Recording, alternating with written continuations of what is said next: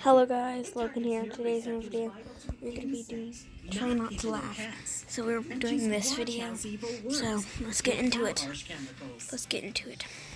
When you bring chemicals into the house, you don't know how your family is going to react. You don't even know how you're going to react. For us, it was really a matter of living with the bugs or living with the chemicals, which I just didn't feel comfortable with. And now Zevo really has solved that problem for us. It doesn't have the harsh chemicals like the insecticides I've used before. It still gets rid of the bugs. I sprayed them and I was like, what's in this Like, stuff? what the heck? Zevo Like, contains essential seriously? oils that are natural enemies of bugs. Not that. I So, didn't have to smell any harsh chemicals. I didn't have to leave the house. When I sprayed Zevo, it kind of has a lemongrass smell to it, and I really like it. Zevo works on flies and all these pests. When I use the Zevo, I can spray it around my cabinets because it's safe and effective. With Zevo, I don't have to worry about it being dangerous to myself or my dog. It's got a natural smell instead of a chemical smell. I feel comfortable having it anywhere in my house. I give Zevo 5 stars because it's a product. This is not even funny. There's no harsh chemicals. The effectiveness. And it gives me peace of mind. It's the insecticide you've been waiting for. Bioselective Zevo.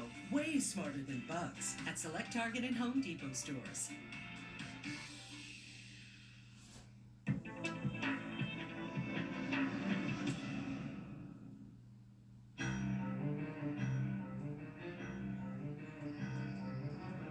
On March 17, 2015, Sarah McLynn went on trial for murder at the Douglas County District Court in Lawrence, Kansas.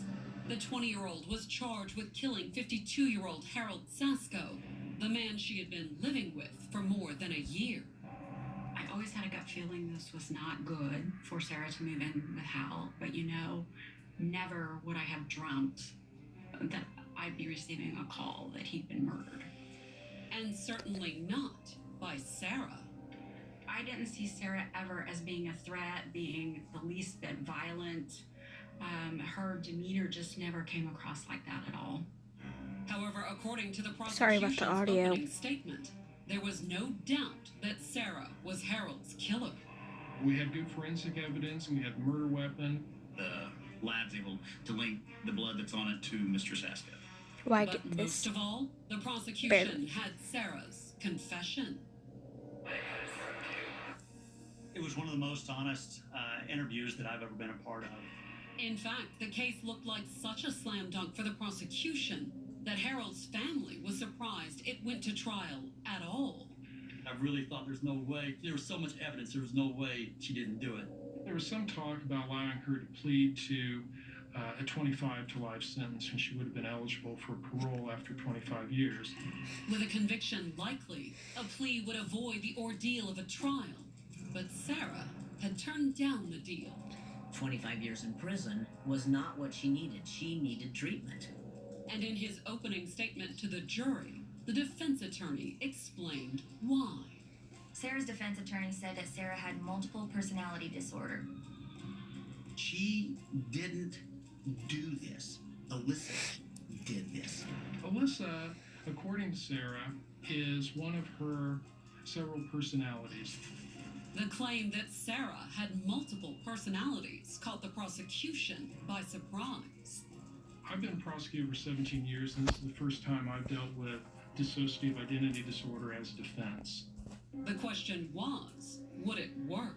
According to the psychologist the defense called as its star witness, when it came to Harold's murder, Sarah was essentially innocent.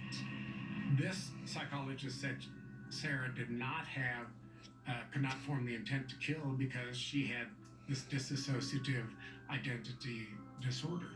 On the stand, the psychologist testified that Sarah's disorder had its roots in a traumatic event that occurred when she was 6 years old. Something like 97% of confirmed diagnoses are people who suffered severe very early childhood abuse. And Sarah appeared to be a textbook case. According to what she told the psychologist, a neighbor had sexually abused her when she was a child.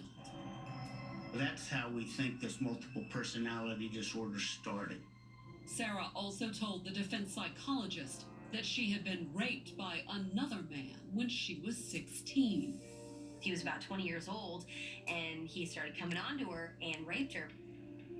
I think that this reactivated the rage that would be there from her childhood sexual assault. A rage that she had initially turned inward, according to the defense. If you talk with Sarah, she's dead. She died after the rape. And in her place rose new personalities. Essentially, what you have are very disparate parts of the personality, some of whom know about the presence of others, some of whom are completely unaware of the presence of others. They are really as if part of a brain runs one personality and another part of a brain runs another personality. In Sarah's case, there were Vanessa and Mila. Mila and Vanessa were both very shy, kind of, timid and scared. The one who was present the most is Vanessa. Vanessa is sort of who Sarah became. And then there was Alyssa. Alyssa was very aggressive, very violent, very sharp-tongued. Alyssa was the protector. And according to the defense, Sarah needed protecting.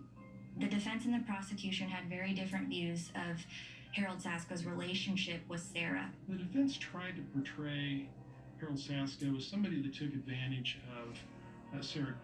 In her interviews with the psychologist, Sarah said Harold had seemed like a good friend when she first moved in with him.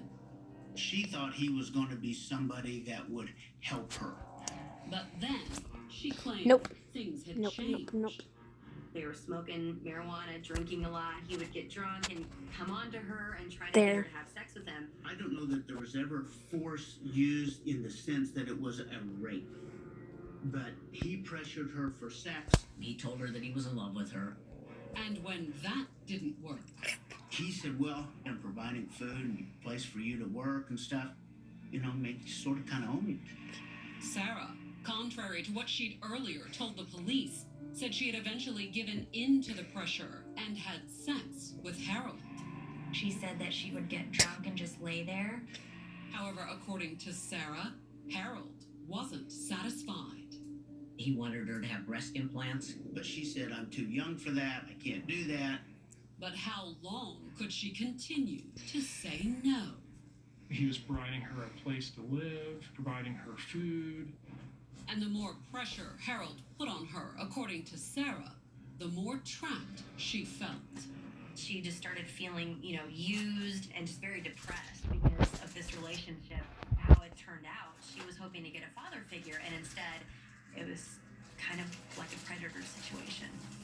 And the defense claimed that as her depression deepened, Sarah had become desperate for a way out of her situation. Sarah was going to kill herself. According to the defense, that's when Sarah's aggressive alter ego, Alyssa, swung into action. Alyssa wasn't going to allow that. The defense claimed that Alyssa, fearing that Sarah would kill the body they shared, had quietly taken control and carried out the murder of Harold. So guys, I hope you liked the video. Goodbye.